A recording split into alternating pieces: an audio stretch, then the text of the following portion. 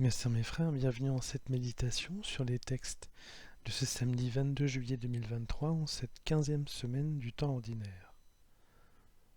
Aujourd'hui, nous faisons mémoire de Sainte Marie-Madeleine. La résurrection nous permet de regarder le monde et les personnes comme Dieu lui-même les voit. Nous avons vu hier que Jésus-Christ nous libère du péché et de la mort. Il nous faut aujourd'hui nous regarder désormais comme saints et comme capables par Jésus-Christ d'être saints et de lâcher maintenant les mauvaises actions quelles qu'elles soient. Nous pouvons aussi regarder les personnes que nous rencontrons de la même manière que Dieu les regarde, comme des êtres de lumière. Il nous faut donc avoir un autre regard sur nous-mêmes et sur les autres, un regard d'éternité et de sainteté, parce que c'est désormais en notre pouvoir. C'est ce sur quoi insiste l'apôtre Paul dans sa lettre aux habitants de Corinthe, la deuxième lettre aux Corinthiens, lorsqu'il dit « Le Christ est mort pour tous, afin que les vivants n'aient plus leur vie centrée sur eux-mêmes, mais sur lui, qui est mort et ressuscité pour eux. Désormais, nous ne regardons plus personne d'une manière simplement humaine. Si nous avons connu le Christ de cette manière, maintenant nous ne le connaissons plus ainsi. Si Jésus est mort et ressuscité, cela signifie que notre propre résurrection à venir modifie notre regard sur notre vie et sur celle des autres. D'abord, cela signifie qui que nous soyons, que notre sainteté est bien présente, soit à l'état réel, soit à l'état potentiel, et cela dynamise notre exigence et nous permet de ne pas regarder nos péchés comme attachés à nous-mêmes et aux autres, comme le voudrait pourtant Satan.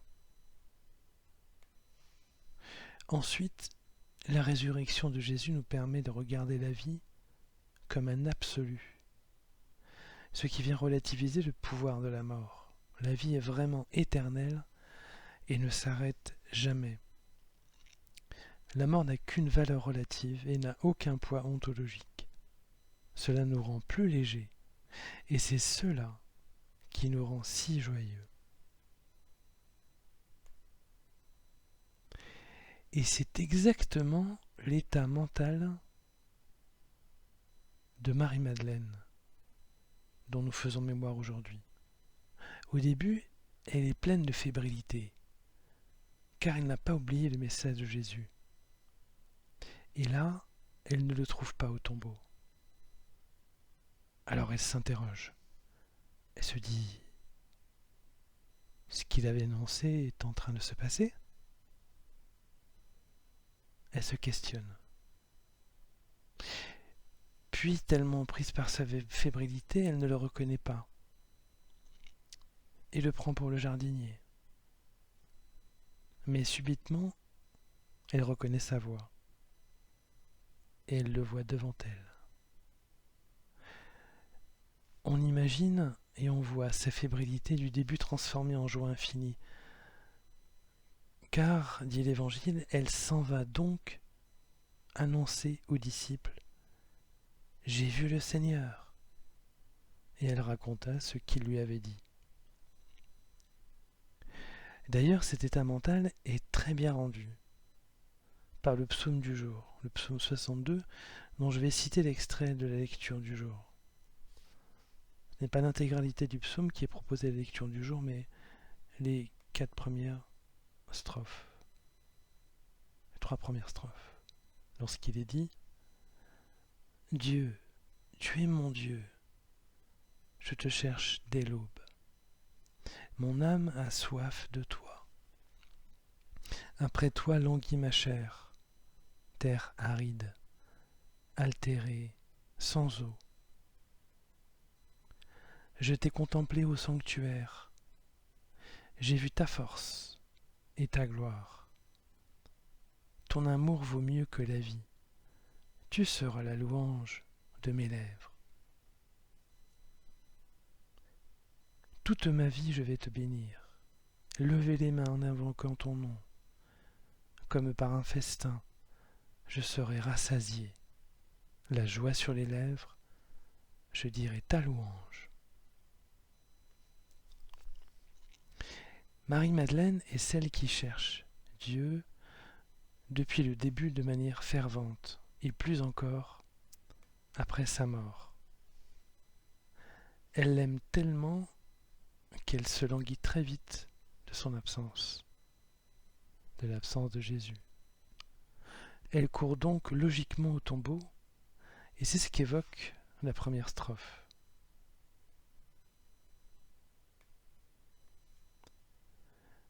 La deuxième strophe relate ce qu'elle a vu.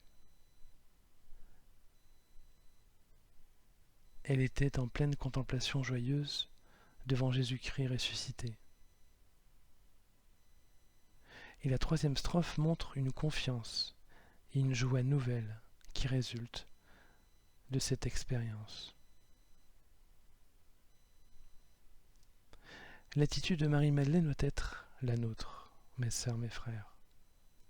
Non pas qu'il faille être comme elle ou qu'il faille se forcer à avoir des sentiments que nous n'avons peut-être pas, mais disons-nous simplement ceci. Si Jésus a percé le pouvoir de la mort en ressuscitant par le Père, cela signifie que nous pouvons faire des choses que nous ne pouvions même pas imaginer avant d'être capables de les faire. Il faut analyser nos sentiments et nos ressorts intérieurs. Et je sais que cela va nous aider à recevoir l'Esprit Saint et à être transformés par Jésus-Christ. Je vais regarder mon voisin, mon collègue, telle autre personne que je croise toujours ce jour-là, mais avec les yeux de Jésus-Christ. Cela va complètement changer mon rapport aux autres, et cela va aussi m'apporter une grande paix, pourvu que je garde ce trésor pur. Mes sœurs, mes frères, si Jésus ne change pas notre vie, comme disait ailleurs l'apôtre Paul sur la résurrection, alors notre foi est vaine. Et personnellement, c'est ce que je me dis tous les jours. Si je ne regarde pas ma vie et celle des autres comme vraiment nouvelle, alors ce sont les forces de la mort et de la destruction qui auront raison. La mort sera alors plus puissante. Nous ne serons pas capables de résister au péché qui nous feront sombrer tous les jours, et nous aurons des raisons d'être profondément déprimés.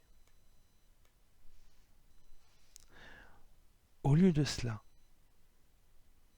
nous sommes vraiment libérés de nos chaînes. Alors avançons.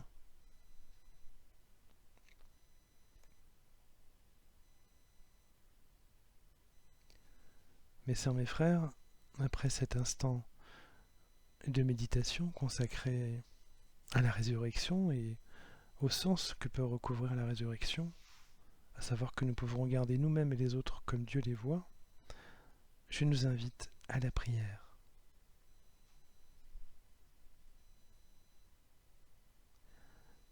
Ô Seigneur Jésus-Christ, par ta résurrection, tu nous libères du carcan de notre ancienne vie et de notre regard terrestre sur les personnes.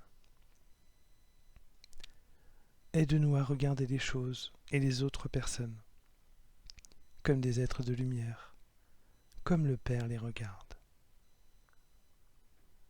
avec les yeux du ciel. Amen.